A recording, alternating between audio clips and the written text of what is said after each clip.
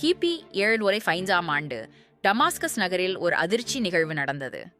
உமையாத் கலீஃபா அல் Walid முதலாமன் புனித John கதீட்ரலை வலுக்கட்டாயமாக கைப்பற்றினான்.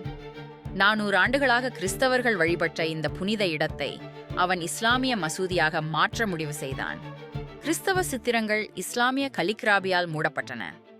பலிபீடங்கள் இடிக்கப்பட்டு மிஹ்ராப் கட்டப்பட்டது. மணிகளின் இடத்தில் மினார்கள் உயர்ந்தன. உள்ளூர் கிறிஸ்தவர்கள் கடுமையாக எதிர்த்தனர். ஆனால் கலீஃபாவின் உறுதி அசைக்க முடியாததாக இருந்தது. ஆயிரக்கணக்கான கிறிஸ்தவ புனித பொருட்கள் அழிக்கப்பட்டன அல்லது மாற்றப்பட்டன. இந்த கட்டிட வெற்றி உமையாத் மசூதியாக மாறியது. புனித இடங்களை கைப்பற்றுவதன் மூலம் மத அதிகாரம் எவ்வாறு நிலைநாட்டப்படுகிறது என்பதற்கு இது சரியான உதாரணம். இன்றும் அந்த மசூதி டமாஸ்கஸின் பெருமையாக நிற்கிறது.